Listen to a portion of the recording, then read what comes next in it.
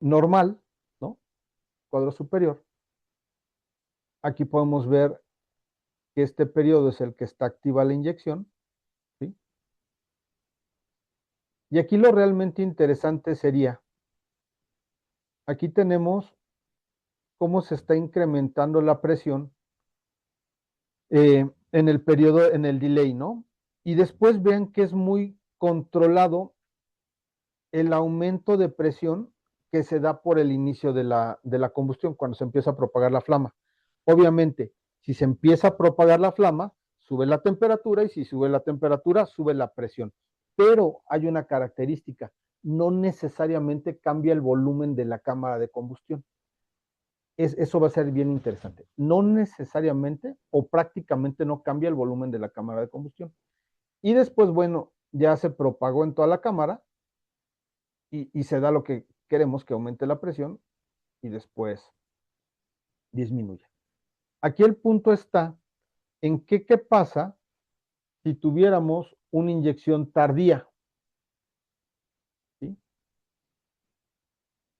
Vean cómo se está modificando la presión. El delay fue mucho menor. Por lo tanto, quiere decir que inició más rápido la propagación de la flama, ¿sí?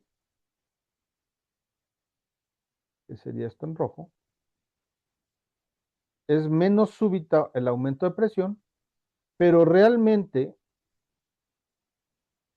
no tiene una gran contribución de fuerza esta máquina, ¿sí?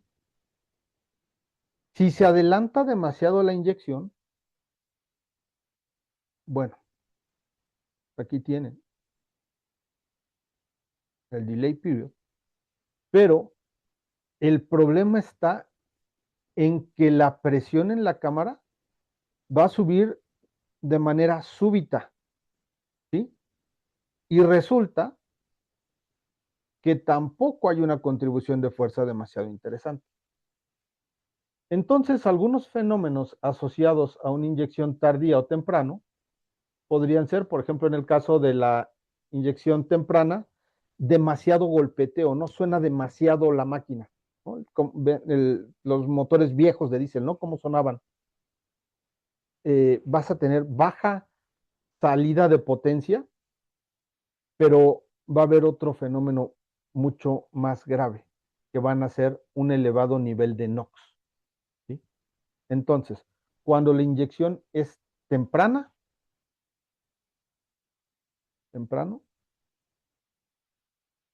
se elevan los NOx. Cuando la inyección es tardía,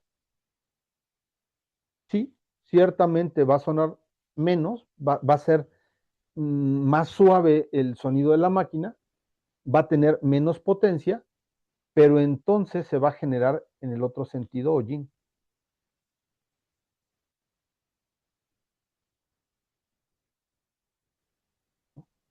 Entonces, por ejemplo, es totalmente dependiente de la temperatura, ¿no? Que ya sabemos que está relacionada con la presión,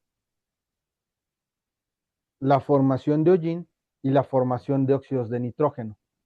Incluso, si ven un poco con calma, aquí dice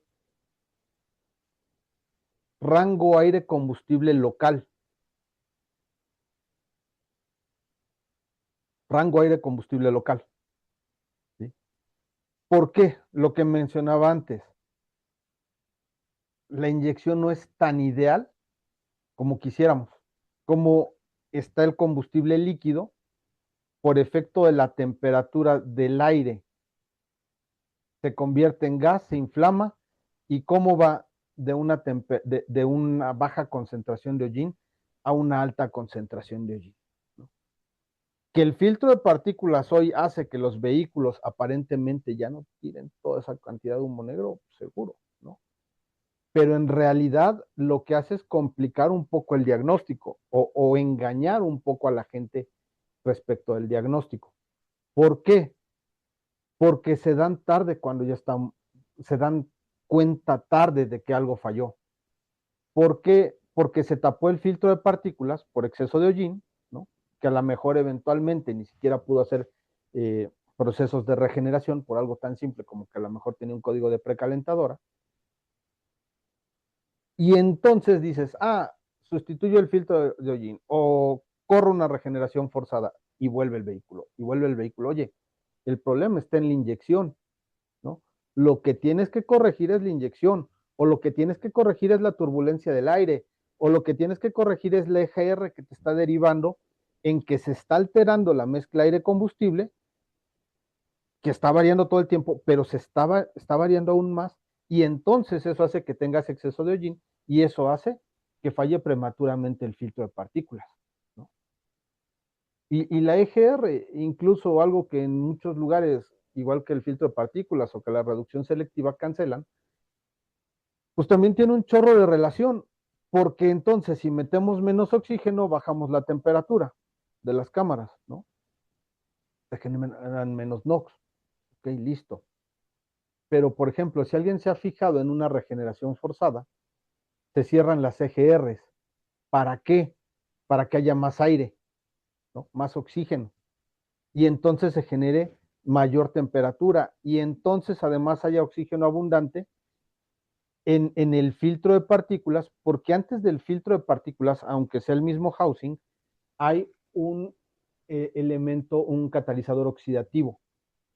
Oxidativo ocupa oxígeno, ¿no? Y entonces eso genera una reacción ahí con los NOx, y estoy diciendo correctamente, con los NOx, para que reaccionen en el filtro de partículas y entonces pueda funcionar de manera adecuada la parte de la regeneración, ¿sí? Pero en realidad, bueno, estas válvulas que generan turbulencia, todo empieza de entender la inyección y que no solo la compresión es lo que va a hacer que la combustión sea eficiente, ¿sí? La turbulencia es importante, la velocidad es importante. Todos esos pequeños detalles son los que al final del día no solo hacen que el vehículo sea eficiente, sino que además